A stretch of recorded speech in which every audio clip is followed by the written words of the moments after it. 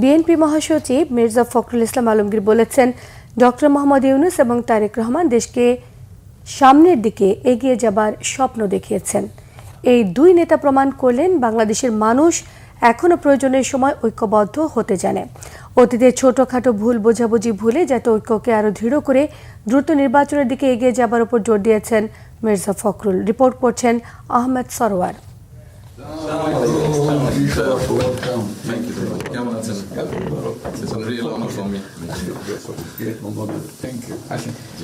লন্ডনে বহুল আকাঙ্ক্ষিত বৈঠক শেষে গুলশান কার্যালয়ে সাংবাদিকদের কাছে প্রতিক্রিয়া জানান বিএনপি মহাসচিব মির্জা ফখরুল ইসলাম আলমগীর।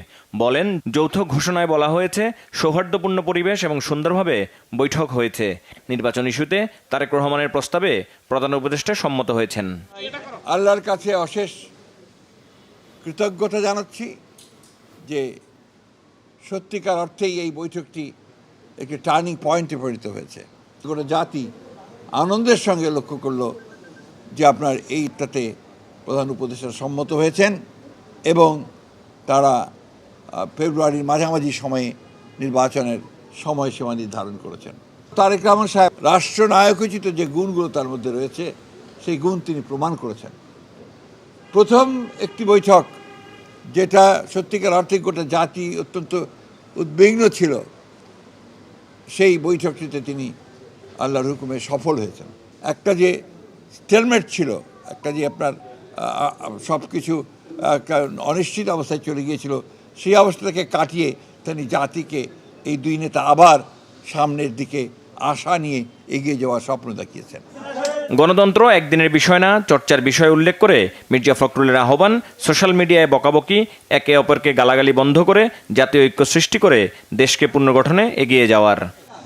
আজকে এই দুই নেতা প্রমাণ করলেন যে বাংলাদেশের মানুষ এখনও প্রয়োজনের সময় ঐক্যবদ্ধ হতে পারে, নেতারা নেতৃত্ব দিতে পারেন এবং সেই হিসাবেই বাংলাদেশের মানুষ সামনের দিকে এগিয়ে যাবে। অতীতে যে সমস্ত ছোটোখাটো আপনার একটু কথাবার্তা হয়েছে সেগুলোকে ভুলে গিয়ে সামনের দিকে জাতীয় ঐক্যকে আরও দৃঢ় করে এবং যেটা বলা হয়েছে আপনার সমস্যাগুলোকে সমাধান করে নিয়ে আমরা যেন অতি দ্রুত একটা নির্বাচন, যেটা বলা হয়েছে ফেব্রুয়ারির মাঝামাঝি সময়, সেই নির্বাচনে সুষ্ঠুভাবে সুন্দরভাবে যেতে পারি এবং জাতির যে আকাঙ্ক্ষা সেটা পূরণ করতে পারি।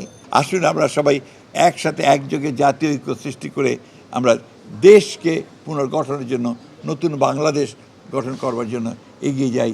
গণতন্ত্রের জন্য এত বছরের সংগ্রাম, রক্তদানের কথা শ্রদ্ধার সাথে স্মরণ করেন বিএনপি মহাসচিব। আহমেদ সরওয়ার, বাংলা ভিশন, ঢাকা।